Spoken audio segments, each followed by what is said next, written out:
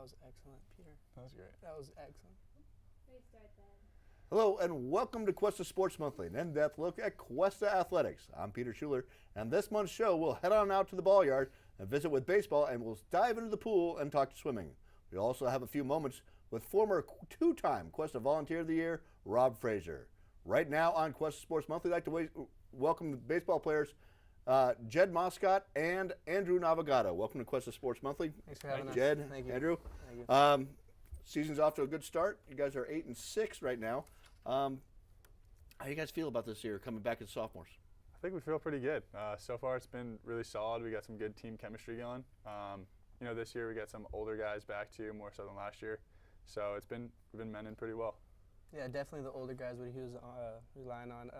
Definitely the older guys is definitely stepping up for the younger guys, the freshmen that have been like a little nervous, but they've been getting through it too. So Yeah, we're looking pretty good. Team chemistry is one big thing right there. Now you do have a lot of guys and a lot of interchangeable parts. Seems like the roster is probably more expanded than it has been in a long time. Early in the season, Coach Miller really throws you guys to the wolves. You've played 14 games, nobody outside the top 10 so far. How do you feel that helps, just going right at people right away?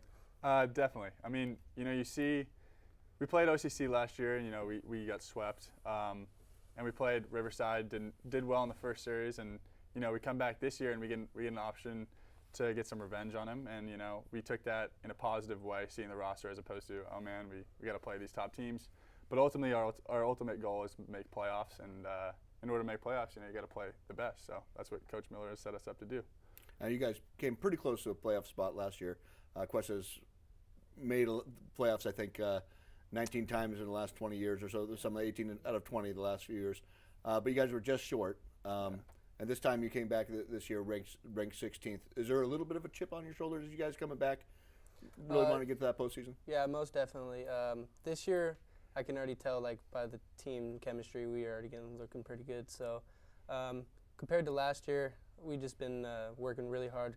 The coaches have been helping us a lot to get it through us and getting more time on the field.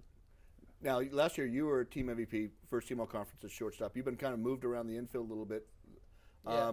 How's that transition? I mean, here you were top dog, now you're kind of moving around. How do you feel? Are you feeling comfortable? Yeah, I feel comfortable all positions too. I played third in the beginning of the year, and then I was a little iffy on there, but I went to second, and then I got starting to feel comfortable. The coach has been helping me mass ground balls, so just hanging in there. just fungo. Fungo all day. Yeah, exactly. Now, Jed, last year you were exclusively a reliever. Yeah. This year you've already gotten a start in. So, yeah. Where do you feel your best?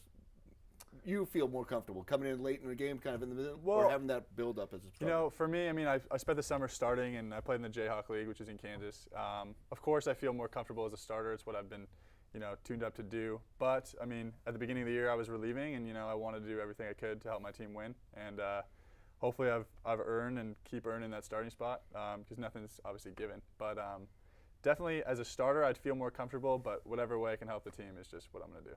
So. Now, you did your freshman year. You spent at UC Davis. Yes. And redshirted there. Came down here at Cuesta. You were in the relief last year. Mm-hmm. What are the things that you've done? You feel that has improved your game over those 2 seasons, having that year in the relief and the year of redshirting? Getting stronger, absolutely. My redshirt year was big, and personally just getting healthy. I mean, I struggled up at Davis with health. My arm, I had an impingement in my shoulder.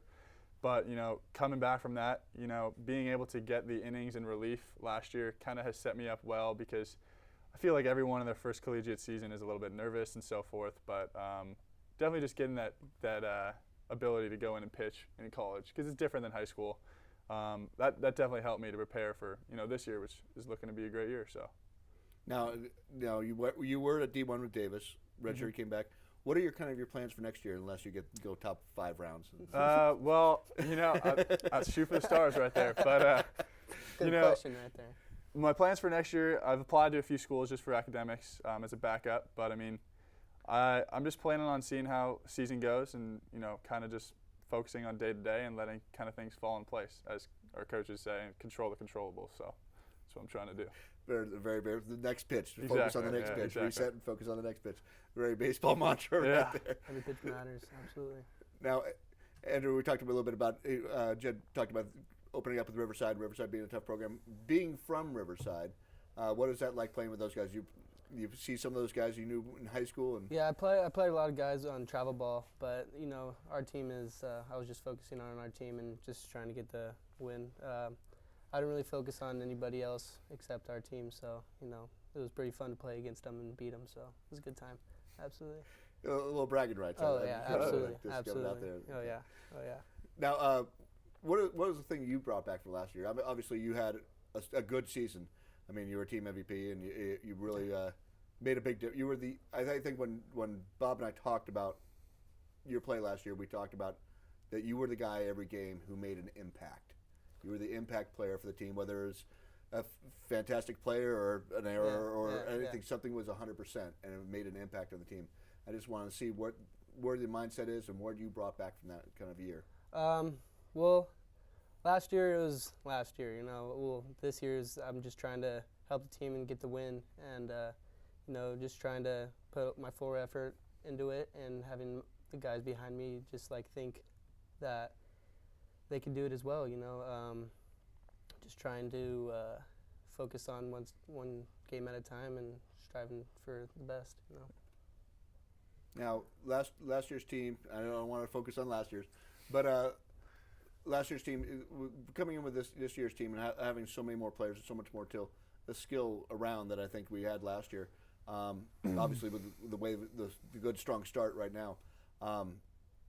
What do you think are the real strengths of this team? Is it going to be the hitting team? Is it going to be a field, or is it just going to be kind of a mix? I think it's going to be a mix because, I mean, at first our hitting was definitely carrying us the first few games. And now pitching has gotten better, gotten to the point where, the infielders and hitters can be like, okay, these guys are going to do their job, we're going to do our job. So, of course, it's a group effort, it's a team sport. But, I mean, I think that it's going to be a mix all year. I mean, some days, no one's going to for sure be on all the time. That's any sport. But I think it will for sure be a mix. We just got to get everybody's back. If someone, yeah, exactly. Someone makes an error or something, we always come back to it. Remain always back. Yeah. Even. Yeah, absolutely. Right. Absolutely. The next pitch. Absolutely. Now, one of the things that's happened the last 2 years, and we talked a little bit about a couple years ago, there's 4 former Cuesta College players in the majors, one of them being your brother. We also have now, kind of for the last couple of years, we've had Ted Lilly, former All-Star, been helping out with the team. As a pitcher, how much does it mean to have a guy who's had that much time in the major leagues come and say, hey, Jed, let's have a Jed TED talk here and see what's... Night and day, absolutely. I mean, you just got to get as much information from him as you can. And, he's great. He's here all the time, and he's helping us out. And it's just, where else are you going to get that information from? I mean, there's certain things that you can't really get from anybody else, and he brings that to the table, and it's great just having his experience with us. So, and having him, it's not only just pitching, he helps with hitters too. He tells us what tells VPs, exactly. He's giving away his old secrets. Yes, exactly. So that helps us a lot too. He's a good coach. I respect him a lot. So absolutely. Yeah. All right. Well, thank you very much, guys. It's great to have you here. Good luck to the Cougars the rest of the way, but hopefully we get back in the playoffs, and we'll see you guys on TV one of these days. Oh, yeah. Maybe a broadcaster. So that does it for baseball here on Cuesta Sports Monthly. When we come up next, we'll be meeting with Cuesta College's 2-time Volunteer of the Year, Robbie Frazier, when we come back with more Cuesta Sports Monthly.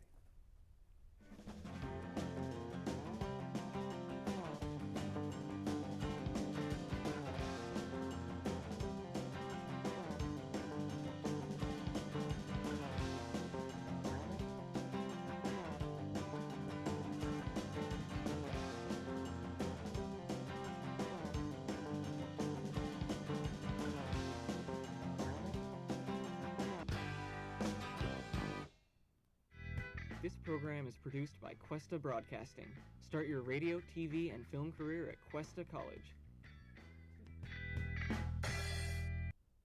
We're back on campus with Cuesta Sports Monthly. I'm Peter Schuler, and right now we are joined with All-American swimmer Tori White from Cuesta College's swim team. So, Tori, welcome to Cuesta Sports Monthly. You guys have just kind of gotten started. We've gone to 2 meets so far. You're kind of off to a hot start right now. How are you feeling about coming back for your sophomore season? I'm pretty confident. I wasn't really satisfied with where I ended last year. I had some goals set out that I was really close to achieving, but it's just a couple seconds off. But this year I've worked really hard over the summer and really hard during polo season to keep myself up, and I'm really excited where I'm at. So you kind of you last year you kind of scouted. Yeah. And now you know pretty what to much. expect, and you kind of be ready. Yeah. I mean, there's a huge job at the Mount San Antonio's Invitational with a couple of wins there. Yeah. Against some of the best teams in the state. But what do you think about the rest of the team right now? I mean, you lost state champion Lauren Davis, which is a big hole to fill. How do you think the rest of the team is shaping up right now? Well, right now, we're doing really good, like meshing together as a team. Like last year, it's kind of hard as an individual sport to kind of have that team mentality. But this year we have a lot of interchangeable swimmers that we kind of have through our A and B relays that really make it up for the difference. And right now we have Faith Archibald coming in as a breaststroker, and we have Mia Viss as a breaststroker, and they're doing really good, meeting up to the shoes Lauren left to fill. Those are tough shoes to fill. Yeah. I remember talking to Mia, and I said, "Hey, you were the second best breaststroker on the team last year. The other one just happened to be the state champion." So it's a big change there. But you talk about Faith and Mia, where you also your teammates in water polo. You've gone through. This is your 4th season with Mia. Yeah. Is that kind of a factor when you guys, because water polo you do have to have that team thing, but Yeah. swimming, is that carrying over? Well, a lot of the times, yeah, especially when we all have to wake up to be at practice at 7:30 when it's cold and raining. So, but yeah, we all get to know each other a lot better, and we've going through from class to class, weight training, swimming and stuff. We've all getting to know each other a lot better, and yeah, we're just enjoying each other's presence a lot. And now you're bringing in the other swimmers, kind of fall in line as it goes. Is that? Yeah, I mean, it's always a different shift when you switch over from a team sport to an individual sport, and we have a lot of the team players from water polo coming over. We have Victoria Donna is here, and like Faith Archibald, and I'm trying to think of the people. But yeah, you have the team coming over, and Katie Perrin, Shane Sorensen are also there, and we all are used to swimming and hanging out with each other. You've been and to then the wars together. Yeah. And so then switching over to swim, and we have Amber and Sydney and all the other swimmers coming over, and there's a bit of an adjustment period. You're getting to know new people, but we're all getting along better. And through all these past 2 meets, we've all gotten to get to know each other really well. So yeah, I guess where you do have to spend a lot of time on deck in between races and stuff like Yeah. that. So I'm going to ask you as my swimming expert about how the men's team's coming out. They don't have as much depth coming back. Mm-hmm. But when you're sitting there in the lanes and you're watching them swim, and you guys were in 4th place at Mount San Antonio, which was great, but they were still a solid 8th in the top 10. Yeah. So how do you feel about that men's team? When you see those guys, you're showing, I'm probably going to be the only person on this. You're going to go back to state this year. Yeah. How about those guys? How are they looking? Well, I feel like the men's team has a really strong presence this year than they had last year. I mean, they still have Austin Barton, but we're missing Matt McDonald from last year. But we do have Sean and Dan Lambert, who unfortunately couldn't be here today. But I feel like they have a really strong state presence this year, and we have the potential on the men's side to have some really good relays and some really strong individual swimmers. Now, you mentioned Austin Barton, who was the men's representative.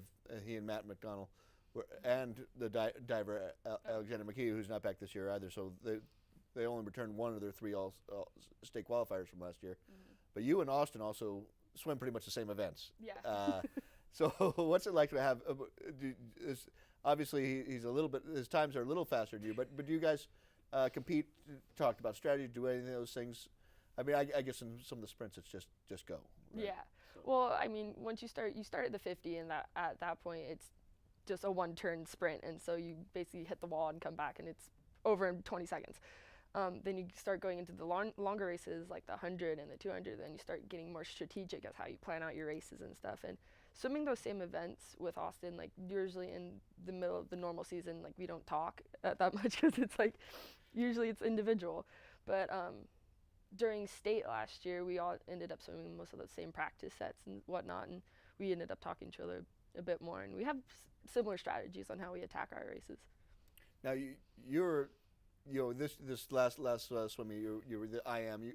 You're just a swimmer. I mean, you were. I think you may have gills, but what would be your favorite stroke? My favorite stroke. I'm a freestyle spinner through and through. Marsh stuck me on butterfly. Unfortunately, my sister hyperextended her elbow, so I picked up some of her races. But I love freestyle through and through. You can stick me on butterfly and I can hold my own, but it's not my stroke. Now, but you talked about Coach John Marsh, and you have Coach Rich Furman out there. Talk about how that duo works out there for you. I mean, we know Furman's the stroke guru, but you Yeah. know, talk about how your coaches have helped you develop here at swimming. Question.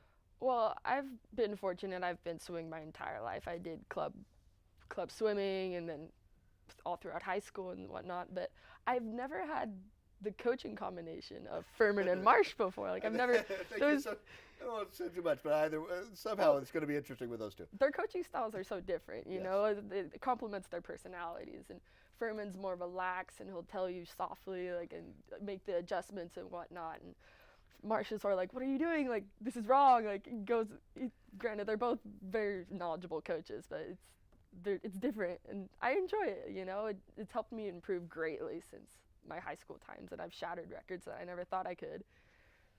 Now, do you have personal goals for this year? Yeah, I I know do. we had a great season last year, but like you said, you weren't quite there. But what kind of some of those goals you're setting for this year? Well, I got my hands on the records, the Cuesta swim records, and there's a couple times that I'm definitely going after this year. And a couple of them are from your old assistant coach. Yeah. Right? Okay. As you know, Rachel Grutzmacher, I'm going after her 50 free time, which I believe is 23 something, and I'm also going after her 100 freestyle time, which is, I believe, looked, it's a 52:08, and I'm right now at around 55, 54, so I've got a couple seconds to drop, but I'm really eager and really want to go after it. You're just building right now. You're not shaved and tapered. Yeah. You know, you had a great successful water polo season last year, first team all conference. Team made the playoffs. How does water polo inform your swimming, or swimming inform your water polo? I know a lot of your skill in water polo, your fast break ability comes from your swimming. But what does water polo bring to you as a swimmer? Well, it definitely builds your endurance. And for longer races, that distance swimmers like 200s, the 500, the 4 IM, and the mile, having really good endurance helps a lot. And so with water polo, where you're out in the fray and you're just battling it out for 7 minutes and then only having like a minute break and then back into it, it's really helpful to be able to have that base on you when you are racing girls for like 2 minutes straight. And one of the last question before we go, but as we were talking about the season, you mentioned your sister. She kind of redshirted 1 year so she could swim 2 years with you. You were a year behind her in school. Yeah. What has it meant having your sister out there sharing a lane for you, Yeah. training with you? What has that meant, just having that kind of sibling out there with you? It's been great. I mean, I've swam with Katie since forever. You Yeah, know? probably, Yeah, you're literally. probably sharing a tub when you were one. You Yeah. know? I have baby pictures to prove it. It's meant the world to me. You know, she's held me up when I didn't even think I could keep going. She's been such a support base for me, and it's invaluable to me. Like, I just love having her, and I love her so much, and it's just been great having my sister with me. And we've had some pretty deadly relays together. She's been in my IM relay and my 200 free relay, and it's just been great having her with me, and I just hope that she's doing well. Well, I hope she gets back into shape and gets back in Yeah. the water with you guys, and you guys can tear it up all the way to the state this year. Yeah. So, Tori, thank you very much for joining us. Thanks, Pete. That's Tori White from Cuesta's Women's Swimming, representing all swimming today. And when we return, we'll be back with Rob Frazier, Cuesta's Volunteer of the Year, when we return on Cuesta Sports Monthly. Cuesta.edu. Television, radio, broadcast, communication. Explore the world of digital communication and tap into your creative genius. Television, radio, broadcast, communication. This is your boy, the DUI, and you're listening to KGUR.org. Your digital future is at Cuesta College right now.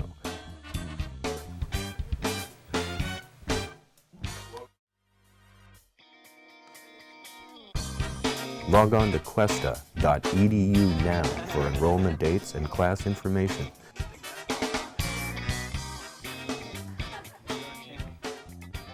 Don't get the boom in this shot. Blowing it, bro. Cuesta.edu. And volunteer for Cuesta College, Rob Frazier. Rob, welcome. And versatile guy you are out here. Now, you've been two-time Cuesta College Volunteer of the Year. You work with the community programs mostly, but you've been a fixture in the community for water polo and everything for decades now, and not trying to age you at all. No age. But what kind of, you and I grew up in neighboring towns in Southern California, and just kind of talk about what brought you up to San Luis Obispo, and then we'll go on with your story. Oh, I applied to Cal Poly, was denied. Went to Hawaii for a couple of seasons like everybody else from Orange County.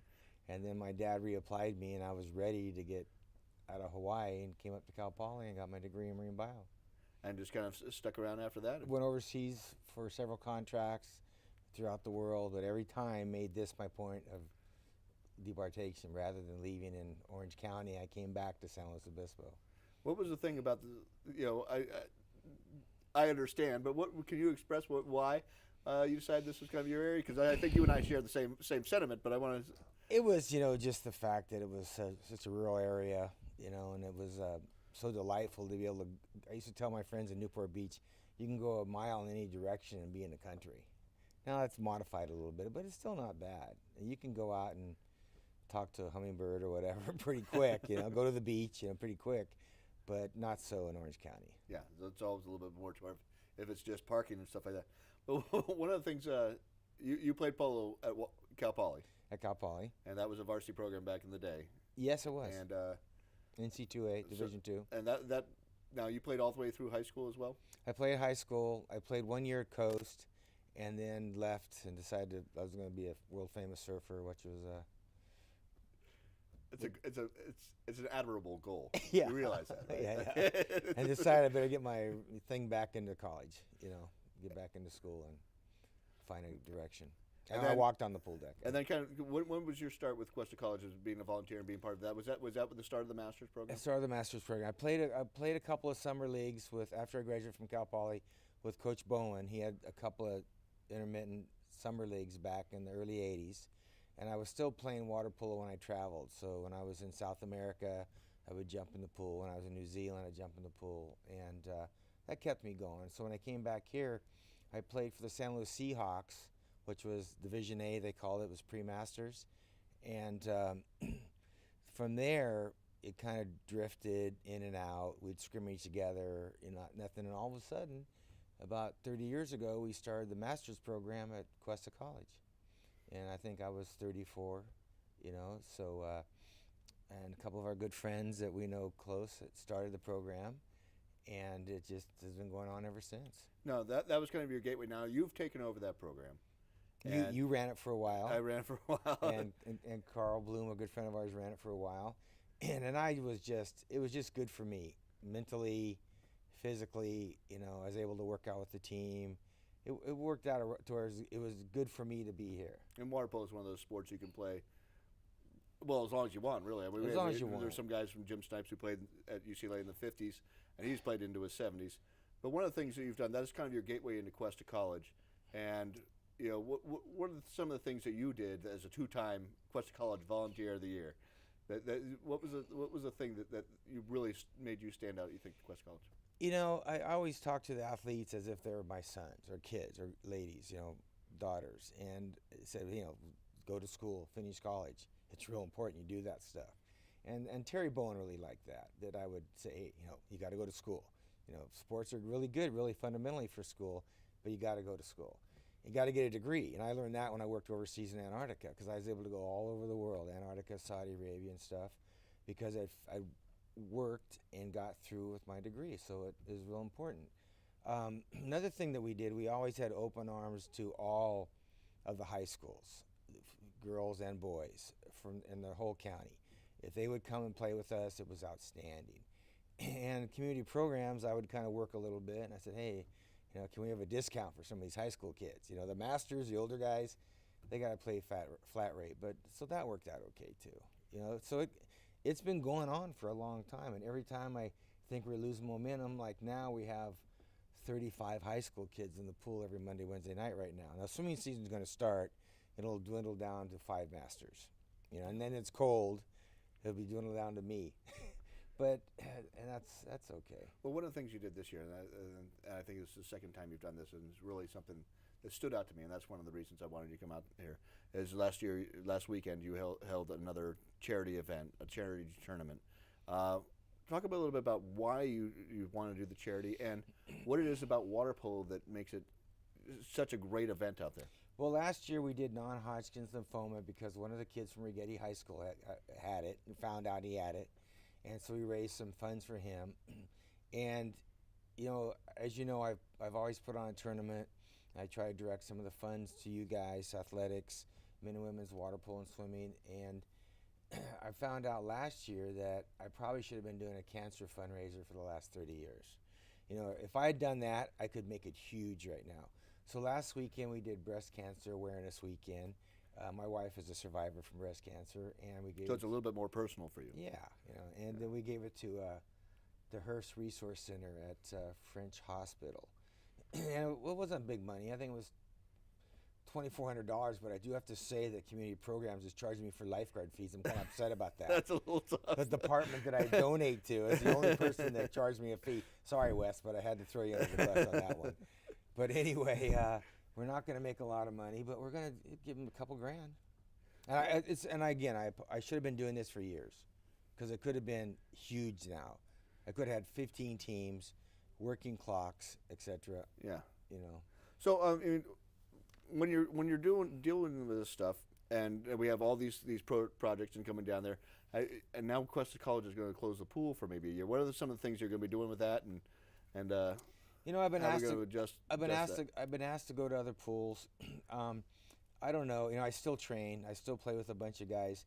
Even though I'm 63, it's like every year I age up. I go, I'm going to be stronger and meaner than these guys. I never am.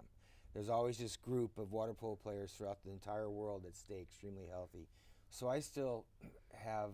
And you're active. You're traveling. You're playing Masters worldwide. I played in Hungary in August. I played for Australia, actually. And collecting all your medals still. Yeah, well, they're maybe toys for your granddaughters, what they are. But usually been really lucky. Usually I'm always on a gold, silver, bronze team. Very rarely do I ever show up with the group I'm able to play with and not medal. I made All-American a couple of years ago, which was cool. It took a while, not like Tori gets it early. But it took a while. And then what am I going to do? I'm going to keep training, because I still want to play a few more years. I feel healthy. I've been swimming with Coach Rich right now, and things are going good. But it's going to be a bummer. I don't know what I'll do. The pool will be down for a year, they say, but it's going to be a year and a half. It always is. Now you've started a few businesses out in Morro Bay, and now you sold the major one, and so now are you finding yourself more free time for athletics? And what would you kind of say to some of the guys who are out here, maybe have played a little water polo in high school, or some of the guys who are even your age who might still want to get in the water? Age. What do you think is the best thing about what you're doing out there, and what community programs that Cuesta College is offering to water polo? Well, here's a prime example. Coach Waska's been around a long time. I saw Jim last weekend. That's right. He was an outstanding NC2A Division I water polo player at Riverside, I believe, right? Cal State Fullerton. He was on the all-tournament team. I knew Petey would know it. That's all right. And he called me yesterday with a half-hour phone call that he's just ecstatic that he wants to come play with me. I'm actually putting together a lot of my team. I played with several Olympians aged up into the 65 age group. And so I played with another group last year. It's less skill than how active you are now. Oh, those guys are studs. They're still studs. Eric Lindroff, Jimmy Ferguson, those guys are studs. But anyway, I'm going to make another 60-plus team. I'm going to call it the Outlaws. And Jim wants to play with me.